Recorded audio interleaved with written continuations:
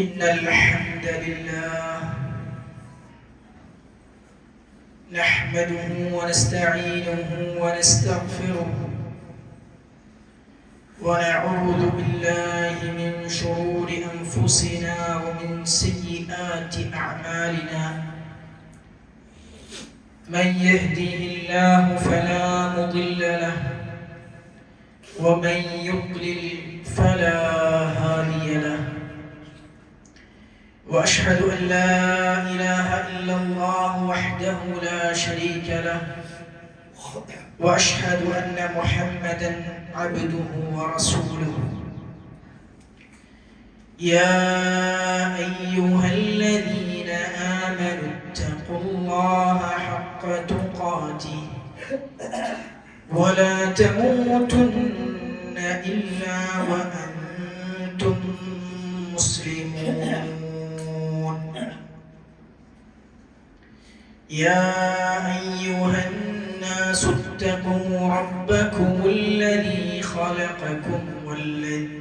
خلقكم من نفس واحدة وخلق منها زوجها وبث منهما رجالا كثيرا ونساء واتقوا الله الذي تساءلون به والأرحام إن الله كان عليكم رقيبا يا أيها الذين آمنوا اتقوا الله وقولوا قولا سديدا يصلح لكم أعمالكم ويغفر لكم ذنوبكم ومن يطع الله ورسوله فقد فاز فوزا عظيما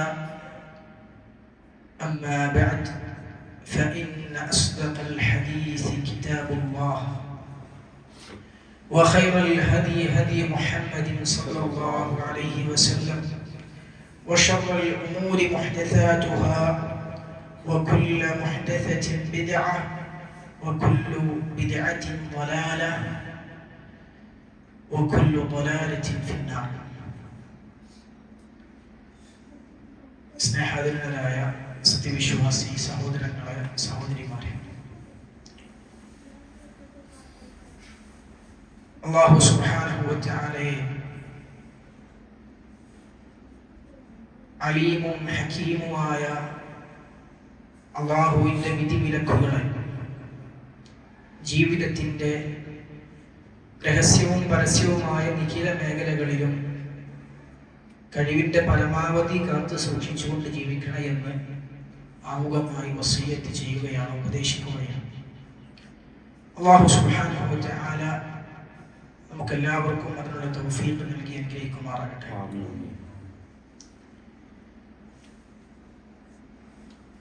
ഈ വർഷവും വിശുദ്ധമായ ഹജ്ജ് കർമ്മം പൂർത്തിയാക്കി വിശ്വാസികൾ അവരുടെ സ്ഥലങ്ങളിലേക്ക്, നാടുകളിലേക്ക് മടങ്ങിക്കൊണ്ടിരിക്കുന്ന സമയത്താണ് നമ്മളിപ്പോൾ ഉള്ളത്, അല്ലെങ്കിൽ മടങ്ങാൻ ആരംഭിച്ച സമയങ്ങളിലാണുള്ളത്. ഒരു വിശ്വാസിയെ സംബന്ധിച്ചിടത്തോളം അവന്റെ ദീനിന്റെ പൂർത്തീകരണമായ അവന്റെ ഇസ്ലാം അത് പടുത്തുയർത്തപ്പെട്ടിട്ടുള്ള 5 സ്തംഭങ്ങളിൽ ഒന്നാണല്ലോ ഹജ്ജ് കർമ്മം എന്നുള്ളത്. കഴിവും ആരോഗ്യവും ഉള്ള ഒരാൾ അത് നിർവഹിക്കാതിരുന്നാൽ വലിയ കുറ്റത്തിന്, വലിയ ശിക്ഷക്ക് പരലോകത്ത് അത് കാരണമായി തീരും. എത്രത്തോളം എന്ന് വെച്ചാൽ ചില മുൻഗാമികൾ ഹജ്ജ് കഴിവുണ്ടായിട്ടും ചെയ്യാത്തവരെ കുറിച്ച്, ശേഷിയുണ്ടായിട്ടും സമ്പത്തും ആരോഗ്യവും ഉണ്ടായിട്ടും അത് ചെയ്യാത്തവരെ അവർ കാഫിരീങ്ങളാണ്, മുർത്തത്തുകളാണ് എന്ന് അഭിപ്രായമുള്ള മുൻഗാമികൾ ഉണ്ടായിരുന്നു എന്നാണ്. ഉമർ ഇബ്നു ഖത്താബ് റളിയല്ലാഹു അൻഹു ചില നാടുകളിലേക്ക് അവിടുത്തെ ഗവർണർമാർക്ക് അദ്ദേഹം അയച്ച കത്തിൽ പറഞ്ഞത് കാണാൻ സാധിക്കും. കഴിവും ആരോഗ്യവും ഉണ്ടായിട്ടും ഹജ്ജ് നിർവഹിക്കാത്തവർ അവരുടെ കയ്യിൽ നിന്ന് ജിസിയ വാങ്ങണമെന്നാണ്. ജിസിയ വാങ്ങണം. ജിസിയ എന്ന് പറഞ്ഞാൽ നമുക്കറിയാം ഇസ്ലാമിക രാഷ്ട്രത്തിൽ ജീവിക്കുന്ന അമുസ്ലിങ്ങളുടെ കയ്യിൽ നിന്ന് വാങ്ങുന്ന ടാക്സ്, ഒരു കരമാണ് ജിസിയ എന്നുള്ളത്.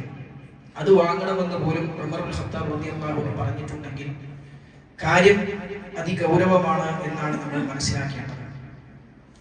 അല്ലാഹുവിന്റെ വലിയ തൗഫീഖ് കൊണ്ട് ഈ വർഷവും ധാരാളം വിശ്വാസികൾ പരിശുദ്ധമായ ഈ ഹജ്ജ് കർമ്മം പൂർത്തീകരിച്ച് തങ്ങളുടെ നാടുകളിലേക്ക് മടങ്ങിക്കൊണ്ടിരിക്കുകയാണ്.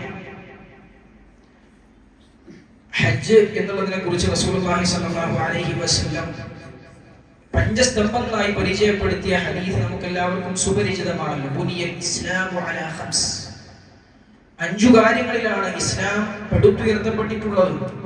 ഷഹാദത്തി അല്ലാ ഇലാഹ ഇല്ലല്ലാഹു വ അന്ന മുഹമ്മദൻ റസൂലുള്ളാഹ് وإقام الصلاة وإيتاء الزكاة وحج البيت وصوم رمضان. ബുഖാരി മുസ്ലിമും എല്ലാം ഉദ്ധരിച്ച ഹദീസാണ്. 5 കാര്യങ്ങളിലാണ് ഇസ്ലാം പടുത്തുയർത്തപ്പെട്ടിട്ടുള്ളത്. അതിൽ ഒന്നാമത്തെ അല്ലാഹു അല്ലാതെ ആരാധനക്കർഹനായി മറ്റാരുമില്ല, മുഹമ്മദ് സല്ലല്ലാഹു അലൈഹി വസല്ലം അല്ലാഹുവിന്റെ ദൂതനാകുന്നു എന്ന സാക്ഷ്യവചനമാണ് ഒന്നാമത്തേത്. രണ്ടാമത്തേത് നമസ്കാരത്തെ നിലനിർത്തുക, മൂന്നാമത്തേത് സകാത്തിനെ കൊടുക്കുക, അതുപോലെ റമദാനിൽ നോമ്പനുഷ്ഠിക്കുക, ഹജ്ജ് നിർവഹിക്കുക അതെല്ലാമാണ് ഇസ്ലാമിന്റെ സ്തംഭങ്ങളെന്ന് റസൂലുള്ളാഹി സ്വല്ലല്ലാഹു അലൈഹി വസല്ലം വളരെ വ്യക്തമായി അനേകം ഹദീസുകളിലൂടെ അനേകം പ്രവാചക വചനങ്ങളിലൂടെ നമ്മെ പഠിപ്പിച്ചതാണ്. എന്നാൽ സഹോദരന്മാരെ, ഈ ഒരു പരിശുദ്ധമായ കർമ്മം ഇത് ഒരു വ്യക്തിയുടെ ബാധ്യതയായ ഹജ്ജ് കർമ്മം നിറവേറണമെങ്കിൽ ആ ബാധ്യത അവരിൽ നിന്ന്, ഉത്തരവാദിത്വം അവരിൽ നിന്ന് ഒഴിഞ്ഞു പോകണമെങ്കിൽ അതിന് ആരോഗ്യവും സമ്പത്തുമുള്ള ആൾ ഇഹ്റാമിൽ പ്രവേശിച്ച് മക്കയിൽ പോയി ഹജ്ജ് കർമ്മം നിർവഹിക്കുക തന്നെ വേണം. എന്നാലേ ഹജ്ജ് എന്ന കർമ്മം പൂർത്തിയാവുകയുള്ളൂ.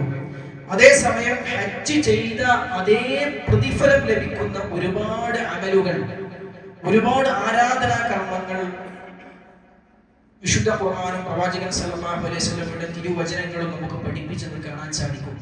ഹജ്ജിന്റെ പ്രതിഫലം നമുക്ക് അതിലൂടെ നേടിയെടുക്കാൻ സാധിക്കും. ഹജ്ജ് എന്ന ബാധ്യത ഒഴിയില്ലെങ്കിലും ഉന്നതമായ ഹജ്ജിന്റെ പ്രതിഫലം നമുക്ക് നേടിയെടുക്കാൻ സാധിക്കും എന്ന് റസൂലുള്ളാഹി സ്വല്ലല്ലാഹു അലൈഹി വസല്ലം പഠിപ്പിച്ചു.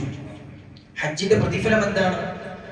ഹജ്ജിന്റെ പ്രതിഫലമായി പ്രമാണങ്ങൾ പരിശോധിച്ചാൽ ഇമാം ബുഖാരി ഉദ്ധരിച്ച ഹദീസിലൂടെ റസൂലുള്ളാഹി സ്വല്ലല്ലാഹു അലൈഹി വസല്ലം പറഞ്ഞു, മൻ ഹജ്ജ ലില്ലാഹി ഫലം യർഫുസ് വലം യഫ്സുഖ് റജഅ കയൗമി വലദത്ഹു ഉമ്മു.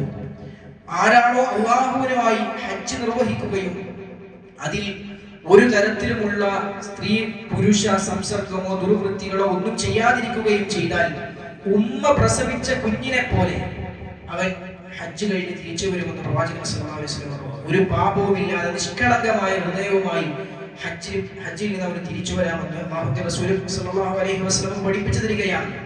അതുപോലെ തന്നെ ഹജ്ജിന്റെ പ്രതിഫലത്തെ കുറിച്ച് പ്രവാചകൻ സല്ലല്ലാഹു അലൈഹി വസല്ലം ഇമാം ബുഖാരി തന്നെ റിപ്പോർട്ട് ചെയ്ത മറ്റൊരു ഹദീസിൽ പറഞ്ഞു, അൽ ഹജ്ജുൽ മബ്റൂർ ലൈസ ലഹു ജസാഉൻ ഇല്ലൽ ജന്ന. പരിപൂർണമായ പുണ്യകരമായ ഹജ്ജ് എന്നുള്ളത്, അതിന്റെ പ്രതിഫലം എന്നുള്ളത് സ്വർഗമാണ്. സ്വർഗമല്ലാതെ മറ്റൊരു പ്രതിഫലവും അതിനില്ല എന്ന് റസൂലുള്ളാഹി സ്വല്ലല്ലാഹു അലൈഹി വസല്ലം നമുക്ക് പറഞ്ഞു തന്നു. ഈ പ്രതിഫലങ്ങൾ നമുക്ക് നേടിയെടുക്കാവുന്ന കർമ്മങ്ങളാണ് പ്രവാചകൻ സല്ലല്ലാഹു അലൈഹി വസല്ലം മറ്റു പല പ്രാമാണിക വചനങ്ങളിലൂടെ നമുക്ക് പഠിപ്പിച്ചത്. അതിൽ ഒന്നാമത്തെ കർമ്മം എന്താണ് സഹോദരൻ? ഒന്നാമത്തെ കർമ്മം എന്നുള്ളത് നിയ്യത്താണ്. ആത്മാർത്ഥമായി ഹജ്ജ് ചെയ്യാനുള്ള ആഗ്രഹം നമ്മുടെ മനസ്സിലുണ്ടാകണം. നിഷ്കളങ്കമായ ആഗ്രഹം, നിയ്യത്തുണ്ടാകണം. സമ്പത്തുള്ള ധാരാളം ആളുകൾ ഹജ്ജ് നിർവഹിക്കുമ്പോൾ നമ്മുടെ നാട്ടിൽ നിന്ന് ഹജ്ജിന് പോകുന്ന വിവരങ്ങളും വാർത്തകളും അറിയുമ്പോൾ, റബ്ബേ എനിക്കിത് ചെയ്യാൻ സാധിക്കുന്നില്ലല്ലോ, എനിക്കിത് ചെയ്യാൻ സാധിക്കണമേ എന്ന ആത്മാർത്ഥമായ പ്രാർത്ഥനയും ആഗ്രഹവും നമ്മുടെ മനസ്സിൽ ഉടലെടുക്കേണ്ടതുണ്ട്. ആ ഒരു നിയ്യത്ത് നമ്മുടെ മനസ്സിലുണ്ടെങ്കിൽ ഹജ്ജ് ചെയ്ത പ്രതിഫലം നമുക്ക് ലഭിക്കും. റസൂലുള്ളാഹി സ്വല്ലല്ലാഹു അലൈഹി വസല്ലം ഒരു ഹദീസിലൂടെ ദുനിയാവിനെ കുറിച്ച് പറഞ്ഞൊരു ഹദീസ് കാണാൻ സാധിക്കും. ഇന്നമദ് ദുനിയ ലിഅർബഅതി നഫർ. ദുനിയാവ് എന്നുള്ളത് 4 വിഭാഗം ആളുകൾക്കാണ്. ദുനിയാവ്, ഇഹലോകം എന്നുള്ളത്. അതിൽ ഒരു വിഭാഗം ആരാണ്? ആബിദിൻ റസഖഹുല്ലാഹു മാലൻ വഇൽമ. ഒരു അടിമ എന്നുള്ളത് അവനെ അല്ലാഹു സമ്പത്തും അറിവും നൽകി. ഫഹുവ യത്തഖി ഫീഹി റബ്ബ. ആ സമ്പത്ത് കൊണ്ട് അള്ളാഹു അവൻ നൽകിയ അറിവ് പ്രകാരം അള്ളാഹുവിനെ സൂക്ഷിച്ചുകൊണ്ട് അവൻ ജീവിക്കുന്നു, തന്റെ റബ്ബിനെ സൂക്ഷിച്ചുകൊണ്ട് ജീവിക്കുന്നു. വയസിലു ഫീഹി റഹിമ, അവന്റെ കുടുംബബന്ധം ആ സമ്പത്തിലൂടെ അവൻ ചേർക്കുന്നു. വയഅലമു ലില്ലാഹി ഫീഹി ഹഖ്ഖ, ആ സമ്പത്തിൽ അള്ളാഹുവിന് അവൻ കൊടുക്കേണ്ട അവകാശങ്ങൾ, അള്ളാഹുവിനോട് നിർവഹിക്കേണ്ട ബാധ്യതകൾ, അതിനെക്കുറിച്ച് തിരിച്ചറിവോടുകൂടി പ്രവർത്തിക്കുന്ന ആളാണ് ആ വ്യക്തി. അവന്റെ പ്രത്യേകത എന്താണ്? ഫഹുവ ബിഅഫ്ദലിൽ മനാസിൽ, അവൻ ഏറ്റവും ശ്രേഷ്ഠമായ സ്ഥാനത്താണ് അവൻ ഉള്ളത് എന്ന് റസൂലുള്ളാഹി സ്വല്ലല്ലാഹു അലൈഹി വസല്ലം പറയാം. സമ്പത്ത് നൽകി ആ സമ്പത്തിലുള്ള അവന്റെ ബാധ്യതകളും അവന്റെ കടമകളും തിരിച്ചറിഞ്ഞ് ആ സമ്പത്തിനോട് റബ്ബിനോടുള്ള ബാധ്യതകൾ നിറവേറ്റി കുടുംബബന്ധം ചേർത്ത് എല്ലാ നിലക്കും സമ്പൂർണമായ വിശ്വാസിയായി സാമ്പത്തികമായ ഉത്തരവാദിത്തങ്ങൾ നിർവഹിച്ചു കൊണ്ടിരിക്കുന്ന സമ്പത്ത് നൽകപ്പെട്ട ഒരു വ്യക്തി, അവർക്കുള്ളതാണ് ദുനിയാവ്. ദുനിയാവിലുള്ള ഒരു വിഭാഗം അവരാണ്. മറ്റൊരു വിഭാഗം ആരാണ്? റസൂലുള്ളാഹി സ്വല്ലല്ലാഹു അലൈഹി വസല്ലം പറയുകയാണ്, വഅബ്ദിൻ റസഖഹു അല്ലാഹു ഇൽമൻ വലം യർസുഖുഹു മാല, അവനെ അല്ലാഹു സുബ്ഹാനഹു വ തആല അവന്റെ ദീനിനെ സംബന്ധിച്ചും റബ്ബിനെ സംബന്ധിച്ചും എല്ലാമുള്ള വിജ്ഞാനം അവന് നൽകിയിട്ടുണ്ട്, അറിവ് അല്ലാഹു അവന് നൽകിയിട്ടുണ്ട്, തിരിച്ചറിവ് അവനുണ്ട്. എങ്ങനെയാണ് ജീവിക്കേണ്ടത്, എന്തെല്ലാമാണ് റബ്ബിനോടുള്ള കടപ്പാടുകൾ, എന്തൊക്കെയാണ് ചുറ്റുപാടും ജീവിക്കുന്ന വിശ്വാസികളോടുള്ള അടിമകളോടുള്ള കടപ്പാടുകൾ എന്നെല്ലാം തിരിച്ചറിയുന്നവരാണ് അവൻ. പക്ഷെ അവന് സമ്പത്തില്ല, ആ അറിവ് പ്രകാരം പ്രവർത്തിക്കാൻ മാത്രമുള്ള സമ്പത്ത് അവനില്ല. ആത്മാർത്ഥമായ സത്യസന്ധമായ നിയ്യത്തുള്ള വ്യക്തിയാണ് അവൻ. സമ്പത്ത് കിട്ടിയാൽ എന്തായാലും നന്മകൾ ചെയ്യുമെന്ന് ഉറച്ച നിയ്യത്തുള്ള വ്യക്തിയാണ് അവൻ. യഖൂൽ, അവൻ ഇങ്ങനെ പറയും, ലൗ അന്നലി മാലൻ ലഅമിൽതു ബിഅമലി ഫുലാൻ, എനിക്കെങ്ങാനും സമ്പത്തുണ്ടായിരുന്നെങ്കിൽ ഇന്ന നല്ല നല്ല മനുഷ്യന്മാരൊക്കെ ചെയ്യുന്നത് പോലെ ഞാനും ചെയ്യുമായിരുന്നല്ലോ എന്ന മനുഷ്യൻ പറഞ്ഞുകൊണ്ടിരിക്കും. അവന്റെ പ്രത്യേകത എന്താണ്? അങ്ങനെയുള്ള വ്യക്തിയുടെ പ്രത്യേകത എന്താ?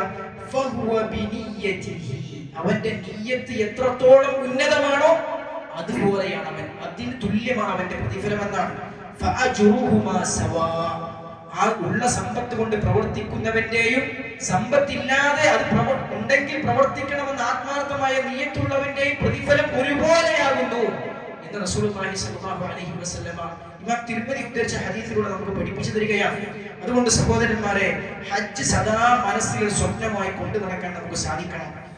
ഹജ്ജ് ചെയ്യാനുള്ള സമ്പത്ത് ലഭിക്കുവാനും ആരോഗ്യത്തോടു കൂടി ആ കർമ്മം നിർവഹിക്കുവാനും എല്ലാം നമുക്ക് അതിനുള്ള ആഗ്രഹവും ആത്മാർത്ഥമായ ചിന്തയും പ്രാർത്ഥനയും എല്ലാം നമുക്ക് ഉണ്ടാകേണ്ടതുണ്ട്. ഇനി അങ്ങനെ ആഗ്രഹമുള്ളവരാണെങ്കിൽ, ആ പ്രതിഫലം നേടിയെടുക്കാൻ ആത്മാർത്ഥമായ ആഗ്രഹമുള്ളവരാണെങ്കിൽ, സഹോദരന്മാരെ, ഹജ്ജിന്റെ പ്രതിഫലം നേടിയെടുക്കാനുള്ള എമ്പാടും കർമ്മങ്ങൾ റസൂലുള്ളാഹി സ്വല്ലല്ലാഹു അലൈഹി വസല്ലം പഠിപ്പിച്ചെന്നത് അത് ജീവിതത്തിൽ ഉണ്ടാകുന്നവരായിരിക്കും അവർ. ആ പ്രതിഫലം നമുക്ക് ആവശ്യമുണ്ടെങ്കിൽ ആ പ്രതിഫലം നേടിയെടുക്കാനുള്ള കർമ്മങ്ങൾ ജീവിതത്തിൽ ഉള്ളവരായിരിക്കും അവർ. നിയ്യത്ത് ആത്മാർത്ഥമാണെങ്കിൽ അപ്പോൾ നമുക്ക് നോക്കാം, ഓരോ കർമ്മങ്ങൾ എടുത്ത് നോക്കാം, എവിടെയാണ് ആ കർമ്മങ്ങളുമായി ബന്ധപ്പെട്ട് എന്റെ ജീവിതം നിലകൊള്ളുന്നത്, ഹജ്ജിന്റെ പ്രതിഫലം നേടിയെടുക്കാൻ മാത്രം നല്ല നിയ്യത്തുള്ള വ്യക്തിയാണോ ഞാൻ എന്ന് നമുക്ക് ഓരോരുത്തർക്കും പരിശോധിക്കാനുള്ള ചില കർമ്മങ്ങൾ ഇവിടെ പറയാം. ഒന്നാമത്തത് ഇശ്റാഖ് നമസ്കാരമാണ്. പ്രവാചകൻ സല്ലല്ലാഹു അലൈഹി വസല്ലമയുടെ സുന്നത്തിലൂടെ പഠിപ്പിക്കപ്പെട്ട കാര്യമാണ്. സുബഹി നമസ്കരിച്ച് ഒരു വ്യക്തി പള്ളിയിൽ ഇരുന്നിട്ട് സൂര്യൻ ഉദിക്കുന്നത് വരെ അല്ലാഹുവിന്റെ ദിക്റിലായി റബ്ബിനെ ഓർത്തുകൊണ്ട് വിശുദ്ധ ഖുർആൻ ഓതിക്കൊണ്ടോ ദിക്റുകൾ ചൊല്ലിക്കൊണ്ടോ നന്മ പഠിച്ചുകൊണ്ടോ അല്ലാഹുവിന്റെ ദീന് പഠിച്ചുകൊണ്ടോ അത്തരത്തിലുള്ള ഗ്രന്ഥങ്ങൾ വായിച്ചുകൊണ്ടോ അങ്ങനെ അല്ലാഹുവിന്റെ സ്മരണയുമായി ബന്ധപ്പെട്ട എന്തെങ്കിലും പ്രവർത്തനങ്ങളിൽ ഏർപ്പെട്ടുകൊണ്ട് സുബഹി കഴിഞ്ഞ് സൂര്യൻ ഉദിക്കുന്നത് വരെ പള്ളിയിൽ തന്നെ ഇരുന്നാൽ, എന്നിട്ട് 2 റക്അത്ത് സൂര്യൻ ഉദിച്ച് ഒരു 15-20 മിനിറ്റ് കഴിഞ്ഞ ശേഷം 2 റക്അത്ത് നമസ്കരിക്കുകയും ചെയ്താൽ പരിപൂർണമായ ഹജ്ജും ഉംറയും ചെയ്ത പ്രതിഫലം അവന് ലഭിക്കുമെന്ന് റസൂലുള്ളാഹി സ്വല്ലല്ലാഹു അലൈഹി വസല്ലം ഇമാം തിർമിദി ഉദ്ധരിച്ച ഹദീസിലൂടെ നമുക്ക് പഠിപ്പിച്ചു തരികയാണ്. മൻ സല്ലൽ ഗദാത ഫീ ജമാഅ, ആരാണോ സുബഹി നമസ്കാരം ജമാഅത്തായി നമസ്കരിച്ചത്, ثم قعد يذكر الله, എന്നിട്ട് റബ്ബിനെ സ്മരിച്ചുകൊണ്ട് അവൻ അവിടെ ഇരിക്കുകയും ചെയ്താൽ, ഹത്താ തത്ലുഅ അശംസ്, സൂര്യൻ ഉദിക്കുന്നത് വരെ ഇരുന്നാൽ, ثم صلى ركعتين, എന്നിട്ട് 2 റക്അത്ത് നമസ്കരിക്കുകയും ചെയ്താൽ, കാനത് ലഹു കഅജ്രി ഹജ്ജത്തിൻ വഉംറ, അവന് ഹജ്ജിന്റെയും ഉംറയുടെയും തത്തുല്യമായ പ്രതിഫലം ലഭിക്കുമെന്ന് റസൂലുള്ളാഹി സ്വല്ലല്ലാഹു അലൈഹി വസല്ലം. സ്വഹാബത്ത് ചോദിക്കുന്നുണ്ട്, ഹജ്ജിന്റെ ഉംറയുടെ പ്രതിഫലം പരിപൂർണമായി ലഭിക്കുമോ എന്ന ആശ്ചര്യത്തോടു കൂടിയുള്ള നോട്ടമുണ്ടായ പ്രവാചകൻ സല്ലല്ലാഹു അലൈഹി വസല്ലം താമ്മത്തിൻ താമ്മത്തിൻ താമ്മ എന്നാണ് പറഞ്ഞത്. പൂർണ്ണമായും പൂർണ്ണമായും പൂർണ്ണമായും ലഭിക്കുമെന്ന് റസൂലുള്ളാഹി സ്വല്ലല്ലാഹു അലൈഹി വസല്ലം പറയാണ്. സഹോദരന്മാരെ, നമ്മൾ ആലോചിച്ചു നോക്കാം, സുബഹി ജമാഅത്തിൽ നമ്മൾ പള്ളിയിൽ എത്താറുണ്ടോ? എത്തിയാലും അത് കഴിഞ്ഞ് സൂര്യോദയം വരെ ഇരിക്കാൻ നമ്മൾ ശ്രമിക്കാറുണ്ടോ? എത്ര ദിവസം ഈ ഒരു പുണ്യം നേടിയെടുക്കാൻ, പരിപൂർണമായ ഹജ്ജിന്റെ പ്രതിഫലം ലഭിക്കുന്ന പുണ്യം നേടിയെടുക്കാൻ എത്ര ദിവസം നമ്മൾ പള്ളിയിൽ എത്തിയിട്ടുണ്ട്? എത്ര ദിവസങ്ങൾ നമ്മൾ സൂര്യോദയം വരെ പള്ളിയിൽ ഇരുന്നിട്ടുണ്ട്? ആത്മാർത്ഥമായി ഹജ്ജിന്റെ പ്രതിഫലം നേടണമെന്ന് ആഗ്രഹമുള്ളവരാണെങ്കിൽ അത് ചെയ്യുകയില്ല സഹോദരന്മാരെ. ഇനിയോ ഇൽമ് നേടാൻ പള്ളിയിലേക്ക് പുറപ്പെടാം. രണ്ടാമത്തത്, അള്ളാഹുവിന്റെ ദീന് പഠിക്കാൻ വേണ്ടി പള്ളിയിൽ പോവുക. പ്രവാചകൻ സല്ലല്ലാഹു അലൈഹി വസല്ലം ഷെയ്ഖ് അൽബാനി റഹിമഹുല്ലാഹ് സ്വഹീഹാണെന്ന് വിശേഷിപ്പിച്ച ഒരു ഹദീസിലൂടെ, അത്തർഗീബ് വത്തർഹീബിലുള്ള ഹദീസിലൂടെ റസൂലുള്ളാഹി സ്വല്ലല്ലാഹു അലൈഹി വസല്ലം പറയാൻ, മൻ ഗദാ ഇലൽ മസ്ജിദി ലാ യുരീദു ഇല്ലാ അൻ യതഅല്ലമ ഖൈറൻ ഔ യഅലമ. ആരെങ്കിലും ഒരാൾ പള്ളിയിലേക്ക് പോയാൽ ലാ യുരീദു, അവൻ പോകുമ്പോൾ അവന്റെ ഉദ്ദേശം എന്താ? അൻ യതഅല്ലമ ഖൈറൻ ഔ യഅമല, എന്തെങ്കിലും ഒരു ഖൈർ പഠിക്കുകയോ അത് പഠിപ്പിക്കുകയോ ചെയ്യുവാൻ വേണ്ടി ഒരാൾ പള്ളിയിലേക്ക് പോകണം. ഒരു ഖൈറായ കാര്യം പഠിക്കാനാണ് അല്ലെങ്കിൽ പഠിപ്പിക്കാനാണ് പോകുന്നതെങ്കിൽ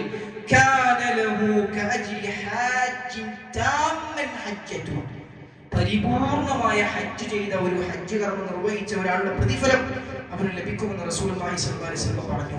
സഹോദരന്മാരെ, നമ്മുടെ പള്ളികളിൽ എത്ര ക്ലാസുകൾ നടക്കാറുണ്ട്? എത്ര ക്ലാസുകളെ കുറിച്ചുള്ള അറിയിപ്പുകൾ നമുക്ക് ലഭിക്കാറുണ്ട്?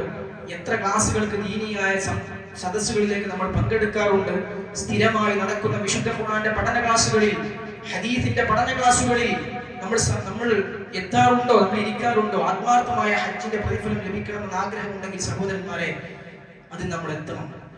നമ്മുടെ പള്ളിയിൽ ക്ലാസുകൾ ഇല്ലെങ്കിൽ വളരെ എളുപ്പത്തിൽ നമുക്ക് സംഘടിപ്പിക്കാവുന്ന എന്തെല്ലാം ക്ലാസുകൾ, എന്നും സുബഹിക്ക് ശേഷം ഒരു 5 മിനിറ്റ് ഉത്ബോധന, ഒരു ഹദീസ് ക്ലാസ് നമുക്ക് സംഘടിപ്പിച്ചുകൂടെ? ഇല്ലെങ്കിൽ ഈ പ്രതിഫലം സുബഹി ജമാഅത്തിന് എത്തിയവർക്ക് ഈ പ്രതിഫലം വാങ്ങി തിരിച്ചു പോകാം. എത്ര വലിയ അവസരങ്ങളാണ്. ഇൻഷാ അല്ലാഹ് നമ്മുടെ പള്ളിയിൽ നാളെ മുതൽ പുതിയൊരു ഖുർആൻ ക്ലാസ് ആരംഭിക്കുകയാണ്. അപ്പോൾ നമ്മളൊക്കെ ഈ ഒരു ഹജ്ജിന്റെ പ്രതിഫലം, പരിപൂർണമായ പ്രതിഫലം നേടിയെടുക്കണമെന്ന് ആത്മാർത്ഥമായ നിയ്യത്തോടു കൂടി അതിലെത്താൻ നമ്മൾ പരിശ്രമിക്കുക ഇൻഷാ അല്ലാഹ്. അതുപോലെ തന്നെ സഹോദരന്മാരെ, നാലാമതായി പ്രവാചകൻ സല്ലല്ലാഹു അലൈഹി വസല്ലമ നമുക്ക് പറഞ്ഞു തന്നത് ഫർള് നമസ്കാരത്തിന് പള്ളിയിലേക്ക് എത്തുക. ഫർള് നമസ്കാരത്തിന് പള്ളിയിൽ ജമാഅത്തായി നമസ്കരിച്ചാൽ ഹജ്ജിന്റെ പ്രതിഫലം ലഭിക്കുമെന്ന് റസൂലുള്ളാഹി സ്വല്ലല്ലാഹു അലൈഹി വസല്ലം ഇമാം അബൂ ദാവൂദ് റിപ്പോർട്ട് ചെയ്ത ഹദീസിൽ പറഞ്ഞു, മൻ ഖറജ മിൻ ബൈതിഹി മുതതഹിറൻ ഇലാ സലാത്തിൻ മക്തൂബ. ഒരു വ്യക്തി ഫർള് നമസ്കാരത്തിന് വേണ്ടി വുളൂഓടുകൂടി ശുദ്ധിയായ അവസ്ഥയിൽ തന്റെ വീട്ടിൽ നിന്ന് പുറപ്പെട്ടാൽ ഫഅജ്റുഹു കഅജ്രിൽ ഹാജ്ജിൽ മുഹ്രിം, ഇഹ്റാമിൽ പ്രവേശിച്ച് ഹജ്ജ് ചെയ്തവന്റെ പ്രതിഫലം അവന് ലഭിക്കുമെന്നാണ്. എന്താ അങ്ങനെ പറയാനുള്ള കാരണം? സംശയം ഉണ്ടാവണ്ടെന്ന് വിചാരിച്ചിട്ടാണ്. ഇഹ്റാമിൽ പ്രവേശിച്ച് ഹജ്ജ് ചെയ്തവൻ, ഇഹ്റാമില്ലാത്ത ഹജ്ജ് ഇല്ലല്ലോ, പക്ഷെ ഒരു സംശയത്തിന് വകയില്ലാത്ത രൂപത്തിൽ തന്നെ റസൂൽ പറയാണ്, ഇഹ്റാമിൽ പ്രവേശിച്ച് ഹജ്ജ് ചെയ്തവന്റെ പ്രതിഫലം അവന് ലഭിക്കുമെന്ന് റസൂലുള്ളാഹി സ്വല്ലല്ലാഹു അലൈഹി വസല്ലം പറയുകയാണ്. വമൻ ഖറജ ഇലാ തസ്ബീഹി ദുഹ, ഇനി ഒരു വ്യക്തി ദുഹ നമസ്കാരത്തിന് വേണ്ടിയാണ് പള്ളിയിലേക്ക് പോകുന്നത്, ഫർളല്ലല്ലോ, സുന്നത്താണ്. വേറെ ഹദീസിൽ അങ്ങനെ തന്നെ കാണാം, സുന്നത്ത് നമസ്കാരത്തിന് വേണ്ടിയാണെങ്കിൽ ഇത് തന്നെ കാണാം. അങ്ങനെയാണെങ്കിൽ ലാ യുൻസിബുഹു ഇല്ലാ ഇയ്യാ ഫഅജ്റുഹു കഅജ്രിൽ മുഅ്തമിർ, ആ സുന്നത്ത് നമസ്കാരത്തിന് വേണ്ടി മാത്രമാണ് പള്ളിയിലേക്ക് പോകുന്നത്, വേറെ ലക്ഷ്യത്തിനൊന്നും വേണ്ടി പോയപ്പോൾ വെറുതെ കയറി നിസ്കരിച്ചതല്ല. അങ്ങനെയാണെങ്കിൽ ഉംറ നിർവഹിച്ചത് പ്രതിഫലം അവന് ലഭിക്കുമെന്ന് റസൂലുള്ളാഹി സ്വല്ലല്ലാഹു അലൈഹി വസല്ലം പറയുകയാണ്. അതുപോലെ തന്നെ അല്ലാഹുവിന്റെ റസൂൽ സ്വല്ലല്ലാഹു അലൈഹി വസല്ലം പഠിപ്പിച്ച മറ്റൊരു സൽക്കർമ്മമാണ് നമസ്കാര ശേഷമുള്ള ദിക്റുകൾ. അതിൽ ഏറ്റവും പ്രധാനപ്പെട്ട ദിക്റുകളാണ് പിന്നെ സഹോദരന്മാരെ സുബ്ഹാനല്ലാഹ് വൽഹംദുലില്ലാഹ് അല്ലാഹു അക്ബർ തുടങ്ങിയ അൽ കലിമാത്തുൽ അർബ, നാല് കലിമത്തുകൾ എന്ന് പ്രമാണങ്ങൾ പഠിപ്പിച്ച വചനങ്ങൾ. ചില സ്വഹാബത്ത്, ദരിദ്രരായ പാവപ്പെട്ട ചില സ്വഹാബത്ത് വന്നുകൊണ്ട് പ്രവാചകൻ സല്ലല്ലാഹു അലൈഹി വസല്ലം പരാതി പറഞ്ഞു, അല്ലാഹുവിന്റെ റസൂലേ, ذهب أهل الدثور من الأموال بالدرجات العلى والنعيم المقيم. അല്ലാഹുവിന്റെ റസൂലേ, ഒരുപാട് സമ്പത്തുള്ള ആളുകൾ അവർ വലിയ വലിയ സ്ഥാനങ്ങളും നിത്യ സുഖങ്ങളുടെ സുഖലോകങ്ങളുടെ ലോകമായ സ്വർഗമൊക്കെ അവരാണല്ലോ വാങ്ങിക്കൂട്ടുന്നത്. ആ പ്രതിഫലങ്ങളൊക്കെ അവരെ എടുത്തു കൊണ്ടുപോവുകയാണല്ലോ. യുസല്ലൂന കമാ നുസല്ലി, ഞങ്ങൾ നമസ്കരിക്കുന്ന പോലെ അവർ നമസ്കരിക്കുന്നുണ്ട്. വയസൂമൂന കമാ നസൂം, ഞങ്ങൾ നോമ്പ് നോൽക്കുന്ന പോലെ അവരും നോമ്പ് നോൽക്കുന്നുണ്ട്. വലഹും ഫദ്ലുൻ മിൻ أموال يحجون بها ويعتمرون ويجاهدون ويتصدقون. ഇനി ഇതൊക്കെ ഞങ്ങളും ചെയ്യുന്നുണ്ട്, അവരും ചെയ്യുന്നുണ്ട്. ഇനി ഞങ്ങൾ ചെയ്യാത്ത വേറെ കുറെ കാര്യങ്ങൾ അവർ ചെയ്യുന്നുണ്ട്. അവർക്ക് അധികം സമ്പത്തുള്ളത് കൊണ്ട് ആ സമ്പത്ത് ഉപയോഗിച്ച് അവർ ഹജ്ജ് ചെയ്യുന്നു, ഉംറ ചെയ്യുന്നു, ജിഹാദ് ചെയ്യുന്നു, സ്വതക്കകൾ ധാരാളമായി ചെയ്യുന്നു. ഇങ്ങനെ പോയാൽ ഞങ്ങൾക്കൊന്നും കിട്ടൂലല്ലോ, പ്രതിഫലങ്ങൾ മുഴുവൻ അവർ വാരി കൊണ്ടുപോവുകയില്ലേ എന്ന് റസൂലുള്ളാഹി സ്വല്ലല്ലാഹു അലൈഹി വസല്ലമയുടെ സ്വഹാബത്ത് വന്ന് പരാതി പറയാൻ റസൂലുള്ളാഹി സ്വല്ലല്ലാഹു അലൈഹി വസല്ലമ തിരിച്ചവർക്ക് ഒരു മറുപടി പറഞ്ഞു, ഒരു പരിഹാരം പറഞ്ഞു കൊടുക്കണം. എന്താ പരിഹാരം? തുസബ്ബിഹൂന വതഹ്മദൂന വതുകബ്ബിറൂൻ.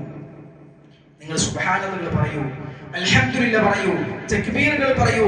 ഖൽഫ കുല്ലി സ്വലാത്തിൻ 33 എല്ലാ നമസ്കാര ശേഷവും 33 തവണ സുബ്ഹാനല്ലാഹ്, അൽഹംദുലില്ലാഹ്, അല്ലാഹു അക്ബർ എന്ന ദിക്റുകൾ നിങ്ങൾ പ്രാവർത്തികമാക്കൂ, പതിവാക്കൂ എന്ന് റസൂലുള്ളാഹി സ്വല്ലല്ലാഹു അലൈഹി വസല്ലം പരിഹാരമായി അവർക്ക് പറഞ്ഞു കൊടുക്കുകയാണ്. സഹോദരന്മാരെ, നമസ്കാരം കഴിഞ്ഞാൽ ഈ ദിക്റുകൾ ചൊല്ലാനുള്ള സമയം നമ്മൾ കണ്ടെത്താറുണ്ടോ? അതിനുള്ള സമയം നമുക്ക് ലഭിക്കാറുണ്ടോ? മുസല്ലയിൽ തന്നെ ഇരുന്ന് ചൊല്ലിയാൽ വളരെയധികം പ്രതിഫലം ലഭിക്കും, നമസ്കരിച്ചുകൊണ്ടിരിക്കുന്ന ഒരു പ്രതിഫലം ലഭിക്കും. ഇനി തിരക്കുണ്ടെങ്കിൽ പോകുന്ന പോക്കിലെങ്കിലും അത് ചൊല്ലാൻ നമ്മൾ സമയവും സാഹചര്യം ഉണ്ടാക്കണം എന്നാണ് സൂചിപ്പിക്കാനുള്ളത്. അത് അടുത്തതായി പ്രവാചകൻ സല്ലല്ലാഹു അലൈഹി വസല്ലം പഠിപ്പിച്ച കാര്യമാണ് റമദാനിലെ ഉംറ. റമദാനിൽ നിർവഹിക്കുന്ന ഉംറക്ക് ഹജ്ജിന്റെ പ്രതിഫലം ഉണ്ടെന്നാണ് റസൂലുള്ളാഹി സ്വല്ലല്ലാഹു അലൈഹി വസല്ലം ഇമാം തിർമിദി ഉദ്ധരിച്ച ഹദീസിലൂടെ നമുക്ക് പഠിപ്പിച്ചിട്ടുണ്ട്. ഉംറത്തുൻ ഫീ റമദാൻ തഅദ്ദുലു ഹജ്ജതൻ. റമദാനിലെ ഉംറ ഹജ്ജിന് തുല്യമാണ് എന്ന് റസൂലുള്ളാഹി സ്വല്ലല്ലാഹു അലൈഹി വസല്ലം പറഞ്ഞു.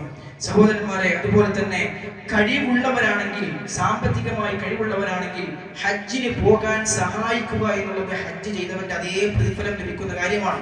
പക്ഷേ മുമ്പ് നമ്മുടെ ബാധ്യതയായ ഹജ്ജ് നിർവഹിച്ചു കഴിഞ്ഞൊരു വ്യക്തി, അവന്റെ വ്യക്തി ബാധ്യതയെ, അവന്റെ ഹജ്ജ്, അവന്റെ ഫർദ് നിർവഹിച്ചു കഴിഞ്ഞൊരു വ്യക്തിയാണെങ്കിൽ സാമ്പത്തികമായി കഴിവില്ലാത്ത ആളുകൾക്ക് അവരെ ഹജ്ജ് ചെയ്യുവാൻ വേണ്ടി സഹായിച്ചാൽ, അതിനുള്ള സാഹചര്യങ്ങൾ അവർക്ക് ഉണ്ടാക്കി കൊടുത്താൽ അത് ഹജ്ജ് ചെയ്തവന്റെ അതേ പ്രതിഫലം നേടിയെടുക്കാനുള്ള മാർഗമാണ്. റസൂലുള്ളാഹി സ്വല്ലല്ലാഹു അലൈഹി വസല്ലം പറഞ്ഞു, മൻ ജഹസ ഹജ്ജൻ, ഹജ്ജ് ചെയ്യാനായി ഒരാളെ ഒരുക്കുകയോ അയാൾക്ക് അതിനു വേണ്ട സൗകര്യങ്ങൾ ചെയ്തു കൊടുക്കുകയോ, ഔ ജഹസ ഗാസിയൻ, അല്ലെങ്കിൽ അല്ലാഹുവിന്റെ മാർഗ്ഗത്തിൽ യുദ്ധത്തിന് പോകുന്ന ഒരാളെ അതിനു വേണ്ടി തയ്യാറെടുപ്പിക്കുകയോ ചെയ്താൽ, ഔ ഖലഫഹു ഫി അഹ്ലി, നീ ഹജ്ജ് ചെയ്യുക തന്നെ വേണമെന്നില്ല, ഹജ്ജിന് പോകുന്ന ഒരാളുടെ വീട്ടിലെ കാര്യങ്ങളൊക്കെ നോക്കുക. ഹജ്ജിന് ഒരാൾ പോയി കഴിഞ്ഞാൽ വീട്ടിലെ കാര്യങ്ങളും അവിടെ പ്രയാസങ്ങളും കാര്യങ്ങളൊക്കെ ഉണ്ടാവും. അതിനൊക്കെ സഹായവും സഹകരണങ്ങളൊക്കെ ചെയ്തു കൊടുത്താൽ, ഖലഫഹു ഫി അഹ്ലി, അവന്റെ വീട്ടുകാർക്ക് വേണ്ട സൗകര്യങ്ങളും ചെയ്തു കൊടുത്താൽ, ഔ ഫത്തറ സായിമൻ, അല്ലെങ്കിൽ ഒരു നോമ്പുകാരനെ നോമ്പ് തുറപ്പിച്ചാൽ, ഫലഹു മിസ്ലു അജ്രിഹി മിൻ ഗൈരി അൻ യൻഖുസ മിൻ അജ്രിഹി ശൈഉൻ, ആ പ്രവർത്തനങ്ങൾ ചെയ്തവരുടെ അതേ പ്രതിഫലം ഈ വ്യക്തികൾക്ക് കിട്ടുമെന്ന് റസൂലുള്ളാഹി സ്വല്ലല്ലാഹു അലൈഹി വസല്ലം പറയുകയാണ്. അതുകൊണ്ട് സഹോദരന്മാരെ, അതിന് സാധിക്കുന്ന ആളുകൾ അതിനു വേണ്ടി പരിശ്രമിക്കുക. അല്ലാഹു സുബ്ഹാനഹു വ തആല നമുക്ക് അതിനുള്ള തൗഫീഖ് നൽകി അനുഗ്രഹിക്കുമാറാകട്ടെ. ചെറിയൊരു ശ്രദ്ധയും താല്പര്യവും ഒക്കെ നമ്മൾ കാണിക്കുകയാണെങ്കിൽ, ആത്മാർത്ഥമായ ആഗ്രഹം ഈ പ്രതിഫലങ്ങൾ നേടിയെടുക്കണമെന്ന് ഉണ്ടെങ്കിൽ സഹോദരന്മാരെ, ഇതൊക്കെ ഒന്ന് മനസ്സ് വെച്ചാൽ നമുക്ക് നേടിയെടുക്കാവുന്ന വലിയ ഉന്നതമായ പ്രതിഫലങ്ങളാണ്. അല്ലാഹു സുബ്ഹാനഹു വ തആല അതിനുള്ള തൗഫീഖ് നമുക്ക് എല്ലാവർക്കും നൽകി അനുഗ്രഹിക്കുമാറാകട്ടെ.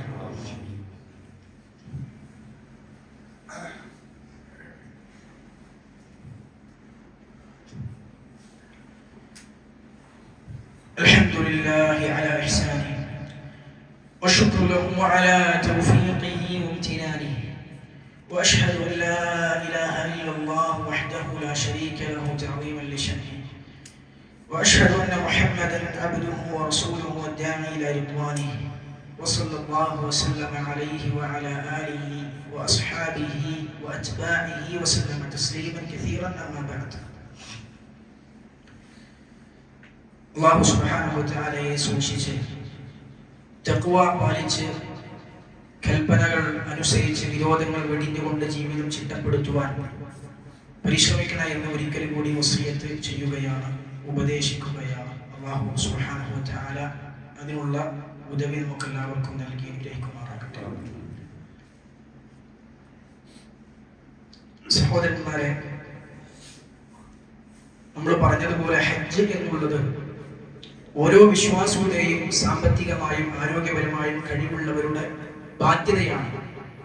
ഇന്ന് ചില ആളുകൾ നമ്മുടെ നാട്ടിലെ ചില പാവപ്പെട്ട കുടുംബത്തിലെ പെൺകുട്ടികളുടെ വിവാഹം, അല്ലെങ്കിൽ തകർന്നു വീഴാറായ വീടുകൾ, അല്ലെങ്കിൽ ചികിത്സാ സഹായങ്ങൾ, ഇങ്ങനെയൊക്കെയുള്ള പല പേരും പല സാമൂഹികമായ പൊതുവെ എല്ലാവരുടെയും ബാധ്യതയായ അതിനെ സഹായിക്കുകയും അതിനുവേണ്ട സൗകര്യങ്ങൾ ചെയ്തു കൊടുക്കുകയും കഴിയുന്ന പോലൊക്കെ അതെല്ലാം ശരിയാക്കാൻ വേണ്ടി പരിശ്രമിക്കുകയും ചെയ്യുന്ന എല്ലാവരുടെയും പൊതുബാധ്യതയാണ്. അങ്ങനെയുള്ള ചില കാര്യങ്ങളൊക്കെ എടുത്തു വെച്ചുകൊണ്ട് അതിനൊക്കെ പറഞ്ഞുകൊണ്ട് ഹജ്ജിന് പോകുന്ന ആളുകളെ അതിൽ നിന്ന് പിന്നോട്ട് വലിക്കുന്ന, നിങ്ങൾക്ക് ഹജ്ജ് നിർബന്ധമില്ല എന്നൊക്കെ പറഞ്ഞ് ഇല്ലാത്ത കളവുകൾ ശരീഅത്തിന്റെ പേരിൽ, അല്ലാഹുവിന്റെ ദീനിന്റെ പേരിൽ പറഞ്ഞ് പ്രചരിപ്പിക്കുന്ന ആളുകൾ നമ്മുടെ നാട്ടിൽ നിന്നുണ്ട്. ഇങ്ങനെയുള്ള ചില സാമൂഹിക പ്രവർത്തനങ്ങൾ, ചില വെൽഫെയർ പ്രവർത്തനങ്ങളൊക്കെ എടുത്തു പറഞ്ഞവർ ഇങ്ങനെയൊക്കെ നമ്മുടെ നാട്ടിൽ പ്രയാസപ്പെടുമ്പോൾ നിങ്ങൾക്ക് ഹജ്ജൊന്നും ബാധ്യതയില്ല, അത്രയും പൈസ ഇവിടെ കൊടുത്താൽ ഇന്ന ആളുകളുടെ കുടുംബം രക്ഷപ്പെടും എന്നൊക്കെ പറഞ്ഞുകൊണ്ട് ഹജ്ജിൽ നിന്ന് പിന്നോട്ട് വലിക്കുന്ന സാഹചര്യങ്ങൾ ഒരിക്കലും സഹോദരന്മാരെ അത് ശരിയല്ല എന്ന് നമ്മൾ മനസ്സിലാക്കുക. ഹജ്ജ് എന്നുള്ളത് ഓരോ വിശ്വാസിയുടെയും ഫർദു ഐന, വ്യക്തി ബാധ്യതയാണ്. ഈ നേരത്തെ നമ്മൾ പറഞ്ഞ ആ കാര്യങ്ങളൊക്കെ സാമൂഹികമായ ബാധ്യതയാണ്. ഒരിക്കലും ഒരു വ്യക്തിയുടെ വ്യക്തി ബാധ്യതയെ സാമൂഹിക ബാധ്യതയേക്കാൾ ബന്ധിക്കാൻ പാടില്ല. ഫർദു ഐനിനെ ഫർദു കിഫായയേക്കാൾ ബന്ധിക്കുന്ന സാഹചര്യം അല്ലാഹുവിന്റെ ദീനിൽ അതില്ല. അതുകൊണ്ട് സഹോദരന്മാരെ, അത് ഉണ്ടാകുന്ന സാഹചര്യമുണ്ട്. എപ്പോഴാണ്? ആരും അത് നിർവഹിക്കാൻ ഇല്ലാത്ത ഒരു ഘട്ടത്തിൽ മാത്രം. അതുകൊണ്ട് ഹജ്ജിൽ നിന്ന് പിന്നോട്ട് വലിച്ചിട്ട് അതൊന്നും ചെയ്യേണ്ട കാര്യമൊന്നും അതിന് കഴിവുള്ള, അതിന് ശാരീരികമായ ആരോഗ്യമുള്ള, സാമ്പത്തികമായ കഴിവുള്ള ആളുകളെ സംബന്ധിച്ചിടത്തോളം അങ്ങനെ ഇല്ല എന്ന് നമ്മൾ മനസ്സിലാക്കുക.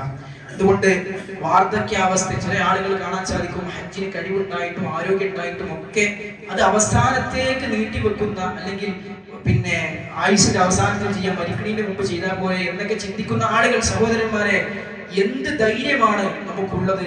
നമ്മൾ അവസാന കാലഘട്ടം വരെ ജീവിക്കുമെന്ന്, ഇത്ര വയസ്സ് വരെ ജീവിക്കുമെന്ന് എന്ത് ധൈര്യത്തിലാണ് നമ്മളത് പറയുന്നത്?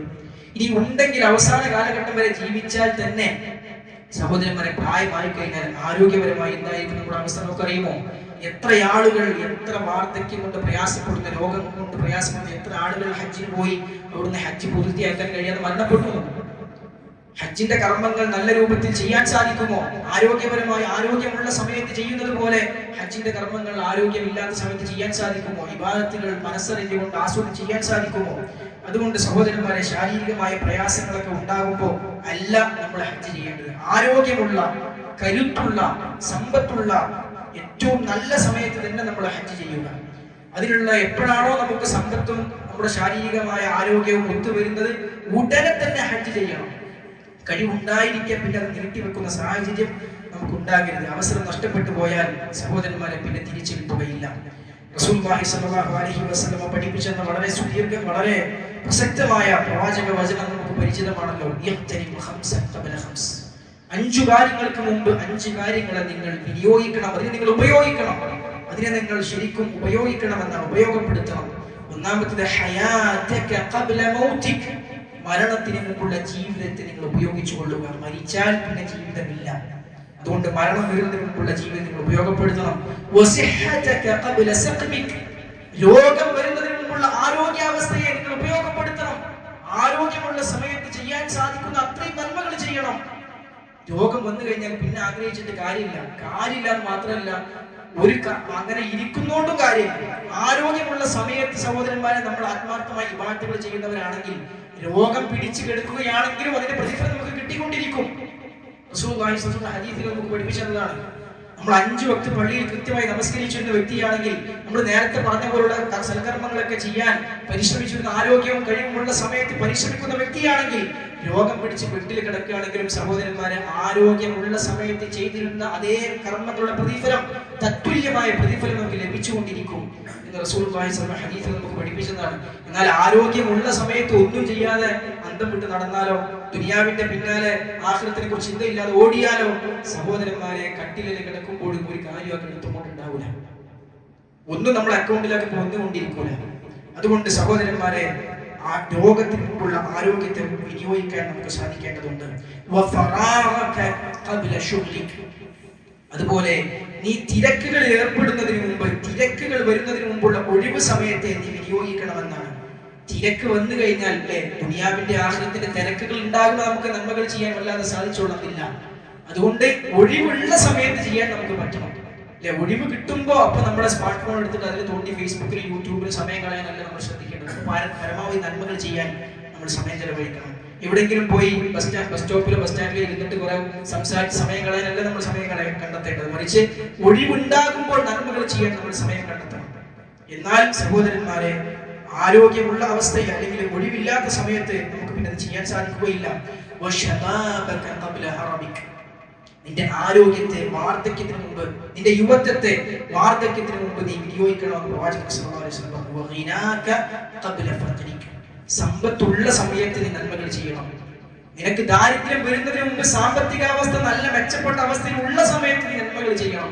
അപ്പോൾ നീ സ്വതക്കകൾ കൊടുക്കണം, അപ്പോൾ നീ നന്മകൾ വ്യാപൃതരാകണം, അപ്പോൾ നന്മയുടെ സംരംഭങ്ങളിലെല്ലാം നിന്റെ സമ്പത്ത് നീ വിനിയോഗിക്കണം. കാരണം ദരിദ്രനായി കഴിഞ്ഞാൽ പിന്നെ ആ നന്മ നിനക്ക് ചെയ്യുവാൻ സാധിക്കുകയില്ല എന്ന് റസൂലുള്ളാഹി സ്വല്ലല്ലാഹു അലൈഹി വസല്ലം പഠിപ്പിച്ചു തരിക. അതുകൊണ്ട് തന്നെ സഹോദരന്മാരെ, സമ്പത്തും കഴിവും ഉള്ളവർ ഹജ്ജ് കർമ്മം എന്ന പോലെ തന്നെ ഏത് കർമ്മത്തെയും അതിനെ ആ സാഹചര്യങ്ങളും എല്ലാം ഒത്തുവരുന്ന സമയത്ത് അത് ചെയ്യാതെ നീട്ടിവെക്കുന്ന അവസ്ഥ നമുക്ക് ഒരിക്കലും ഉണ്ടാകരുത്.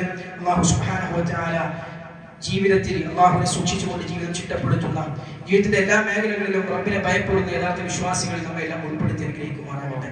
സഹോദരന്മാരെ, നമ്മുടെ പള്ളിയുടെ സജീവ പ്രവർത്തകന്റെ ഭാര്യ, അവര് ഒരു ഓപ്പറേഷനിലാണ് ഉള്ളത് എന്നറിയാൻ സാധിച്ചു. അവരുടെ ആ രോഗം, ആ ഓപ്പറേഷൻ, അതിന്റെ ഫലം അല്ലാഹു സുബ്ഹാനഹു വ തആല നല്ല ഫലം അതിനുണ്ടാക്കി തരുമാറാകട്ടെ. അവരുടെ രോഗം പരിപൂർണമായ ശിഫ അല്ലാഹു സുബ്ഹാനഹു വ തആല പ്രദാനം ചെയ്യുമാറാകട്ടെ. വിശ്വാസികളിൽ നിന്ന് രോഗം കൊണ്ട് പ്രയാസപ്പെടുന്ന ഒരുപാട് ആളുകൾ നമ്മുടെ ചുറ്റും നമ്മുടെ വീടുകളിലും എല്ലാം ഉണ്ട്. അല്ലാഹു സുബ്ഹാനഹു വ തആല അവരുടെ എല്ലാം രോഗങ്ങൾ പരിപൂർണമായ ശിഫ അവർക്ക് പ്രദാനം ചെയ്ത് ആഫിയത്ത് അവർക്ക് തിരിച്ചു നൽകുമാറാകട്ടെ. അല്ലാഹു സുബ്ഹാനഹു വ തആല പിന്നെ മരിച്ചുപോയ ബന്ധുമിത്രാദികൾ, മാതാപിതാക്കൾ തുടങ്ങി അനേകം ആളുകൾ അല്ലാഹു സുബ്ഹാനഹു വ തആല എല്ലാവരുടെയും പാപങ്ങൾ വിട്ടുപുറത്ത് മാപ്പാക്കി കൊടുക്കുമാറാകട്ടെ. അവരെയും നമ്മെയും അല്ലാഹുവിന്റെ ജന്നാത്തുൽ ഫിർദൗസിൽ ഒരുമിച്ച് കൂട്ടി അനുഗ്രഹിക്കുമാറാകട്ടെ. അല്ലാഹുവിന്റെ നരകശിക്ഷയിൽ നിന്ന് അവന്റെ മഹത്തായ കാരുണ്യം കൊണ്ട്, മഗ്ഫിറത്ത് കൊണ്ട് നമ്മുടെ എല്ലാം പാപങ്ങൾ പുറത്ത് നരകത്തിൽ നമ്മെല്ലാം അല്ലാഹു സുബ്ഹാനഹു വ തആല കാത്തുരക്ഷിക്കുമാറാകട്ടെ. ദുനിയാവിലും ആഖിറത്തിലും എല്ലാ അർത്ഥത്തിലും പരിപൂർണമായ നന്മകൾ അല്ലാഹു സുബ്ഹാനഹു വ തആല നമുക്ക് നൽകി അനുഗ്രഹിക്കുമാറാകട്ടെ. اللهم اغفر للمسلمين والمسلمات الأحياء منهم والأموات. اللهم أعز الإسلام والمسلمين وأذل الشرك والمشركين. ربنا آتنا في الدنيا حسنة وفي الآخرة حسنة وقنا عذاب النار. اللهم يا مقلب القلوب ثبت قلوبنا على دينك. اللهم يا مصرف القلوب صرف قلوبنا على طاعتك. اللهم يا حي يا قيوم برحمتك نستغيث أصلح لنا شأننا كلها ولا تكلنا إلى أنفسنا طرفة عين. وصل اللهم وعلى آله وصحبه أجمعين والحمد لله رب العالمين.